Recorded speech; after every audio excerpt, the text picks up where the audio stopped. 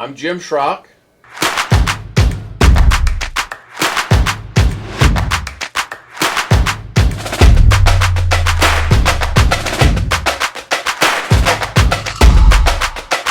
I'm a roofer.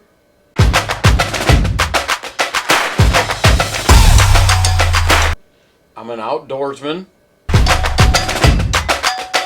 And I'm a fly fisherman.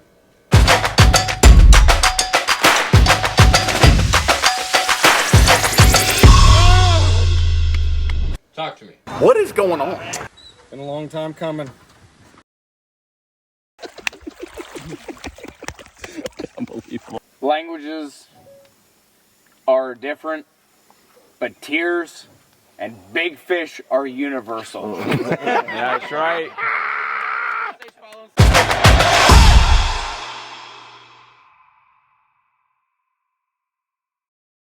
What is a roofer from Virginia doing in the middle of the Amazon jungle fishing for these peacock bass?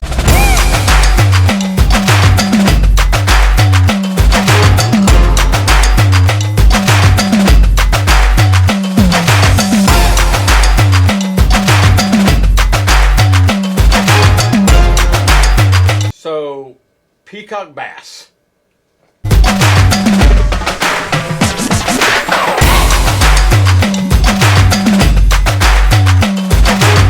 They are the funnest fish that I've ever fished for in my life.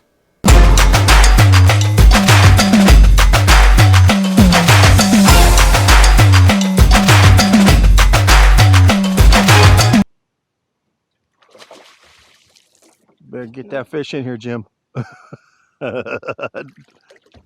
Oh, fuck. Yeah, buddy. Sorry, Mr. Cayman. No lunchy. I don't know how to tell you how to be prepared because there's no way that you are going to be prepared for the fight that you're in for.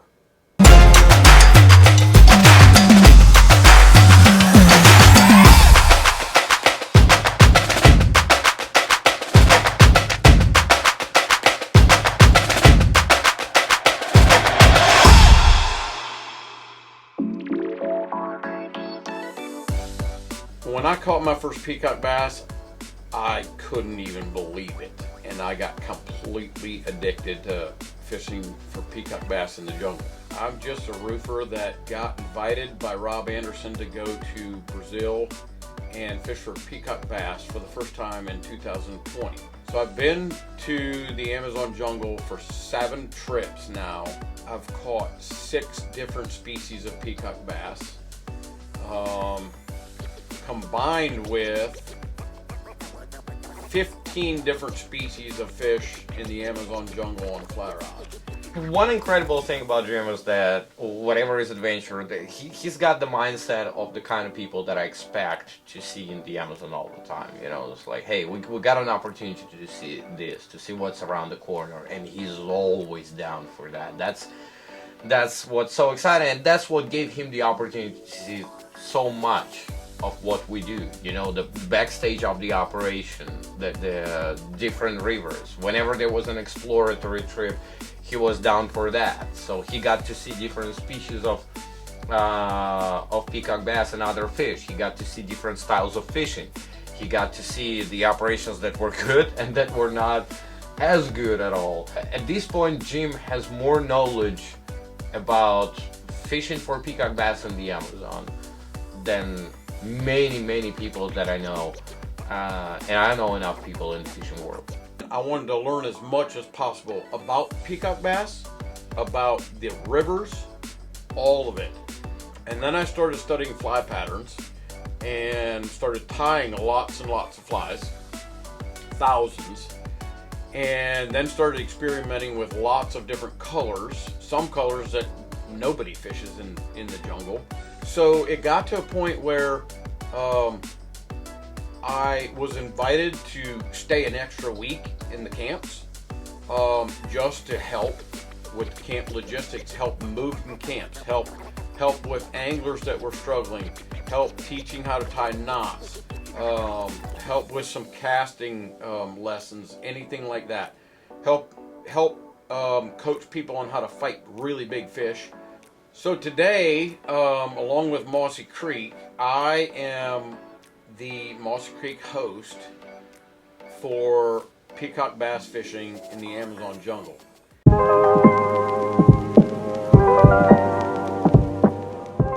When I first went to Brazil, I got invited by Rob Anderson, who is the owner of Bucket List Fly Fishing. He runs an operation, and he is partnered with a outfitter in Brazil who gets exclusive rights on really, really good rivers. Meaning, there's no commercial fishing there, there's no other outfitters there. So that, number one, got my attention.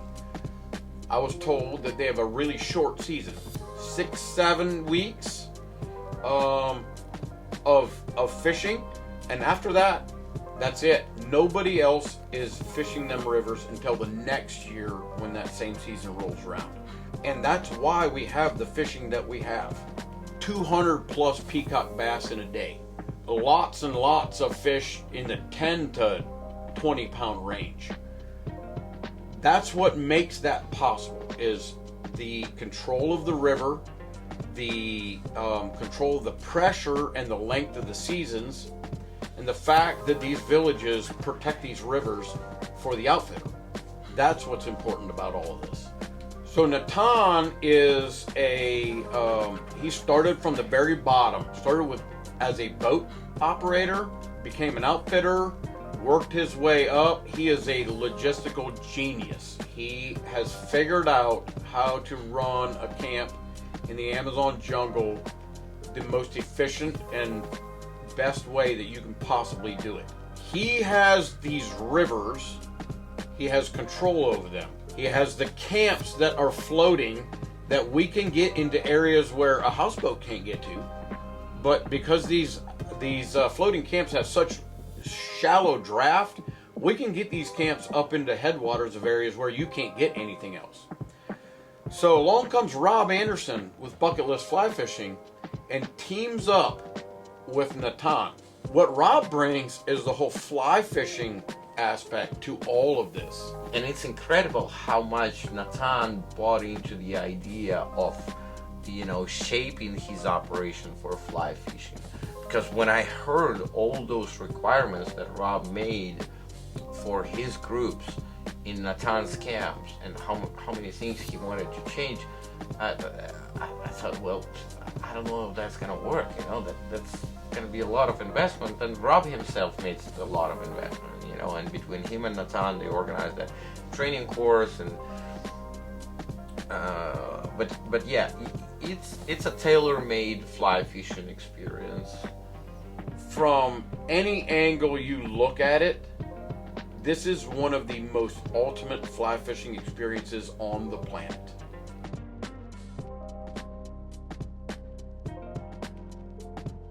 People always ask us, so where exactly do you fish?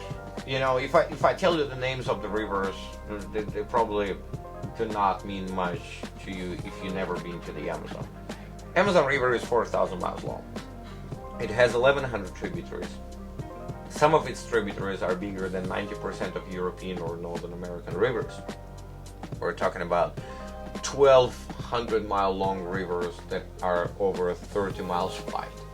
We fish in the northwestern end of the Amazon. We fish in the state of Roraima, pretty close to the border with Venezuela, in the basin of Essequibo River,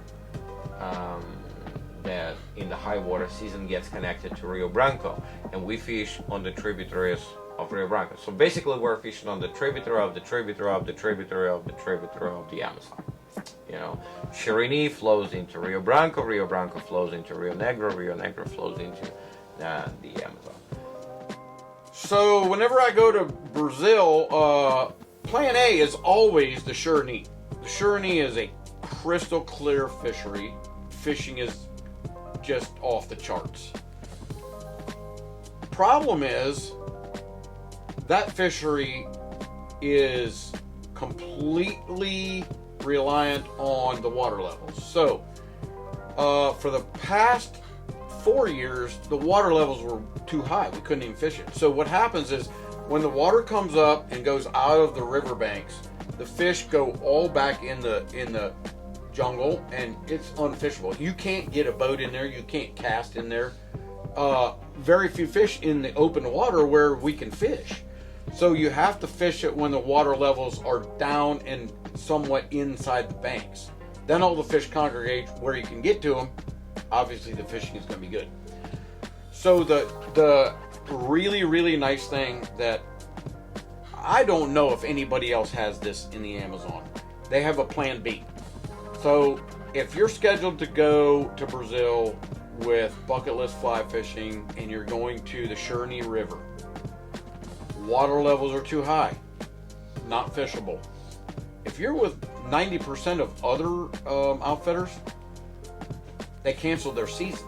O'Mara Lakes fishes better in the high water season. That's when that fishery flourishes.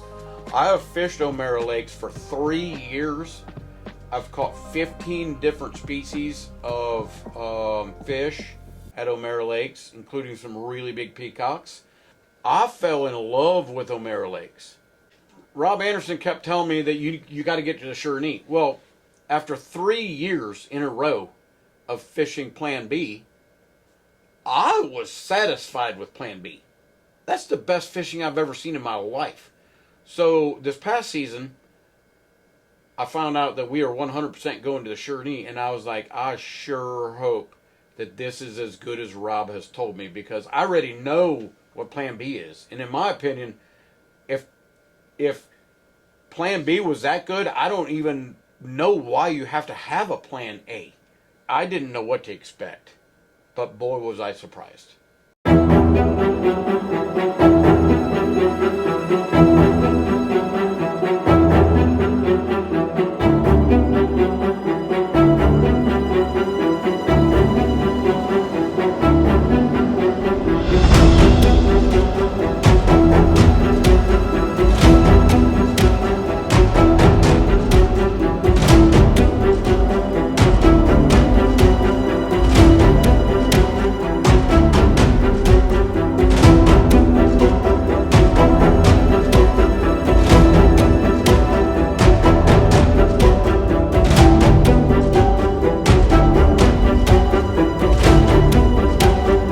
Absolute crystal clear water, and you can see fish on beds, and you cast in front of them and they just crush your fly.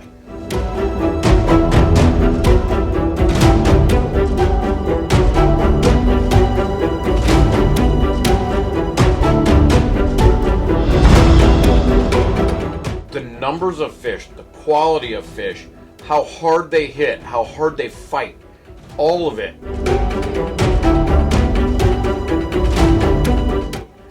Double after double after double after double all afternoon long.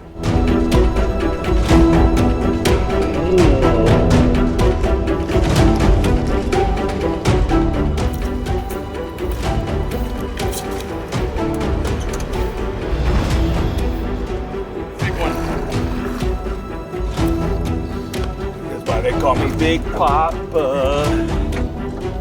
Woo! Hey, hey. Big Pop. 17 pounds on the popper in the jungle. Thank you, Bucket List. Thank you, Rob. Nice overnight in the jungle.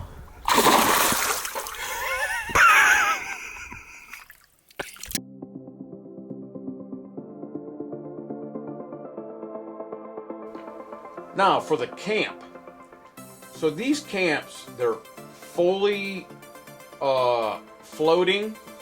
It's basically like you're bringing a little town into the jungle. So we have 5 cabins.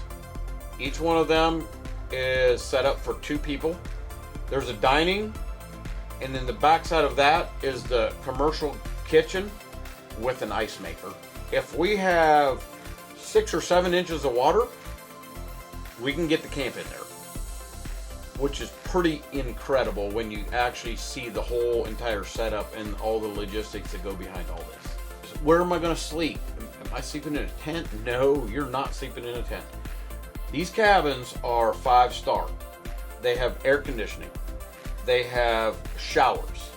They have flush toilets. They have very comfortable beds, 12-inch mattresses. They have little workstations with a table and a chair. You can tie flies there. You can run your laptop there. You can do whatever you need to do there. There's little cubbies to put all your clothes. There's an area where you can put hanging clothes. There's a porch on the back of your cabin. There's a door that goes out. There's 2 chairs sitting out there.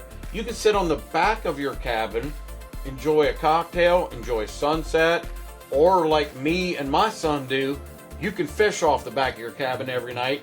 You can catch catfish, you can catch piranhas, you can catch all kinds of stuff on cut bait right off the back of your cabin, and that's what we do. They have a daily laundry service that does your laundry every single day. You come back from fishing, your clean clothes are folded and laying on your bed, so you don't need many clothes. They have a bartender that when you get off the boat, serves you whatever drinks you want. Absolute 5-star.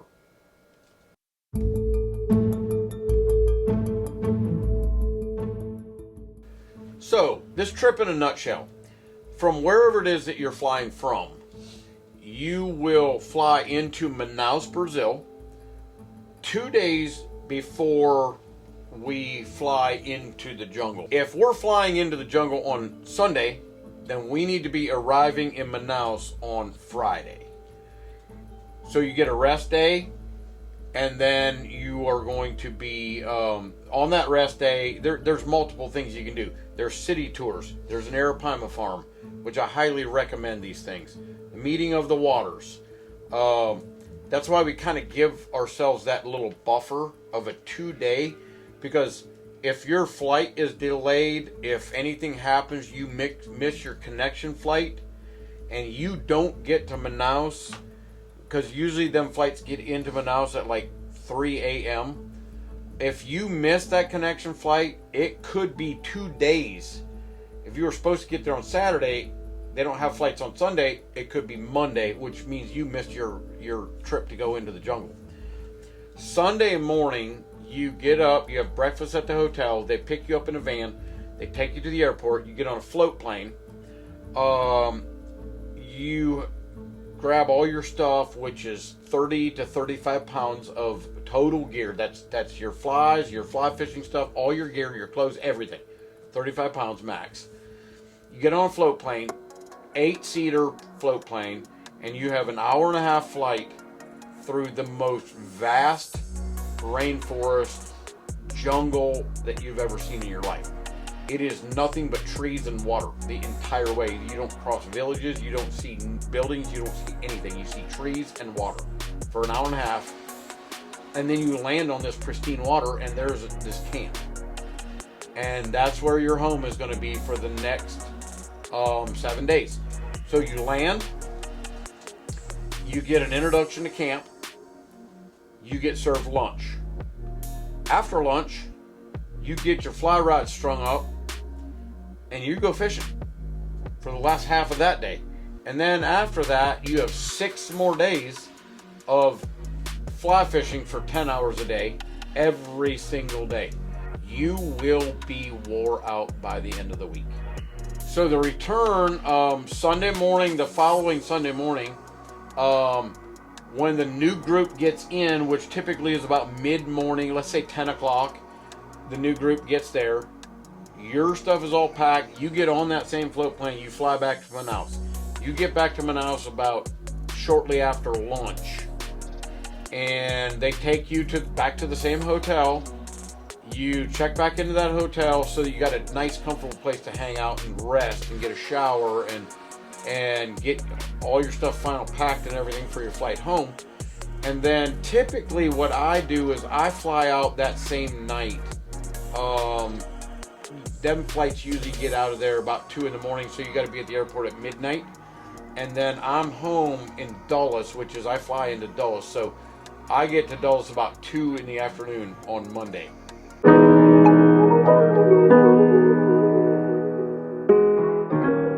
So after I finally got Colby to go with me to the jungle, this past season, and we spent a week in the jungle with a Mossy Creek hosted trip with 8 of us.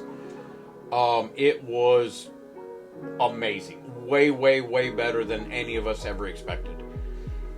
And so because of that, Colby and I have decided that this next January 2025, we are going to do 2 hosted weeks.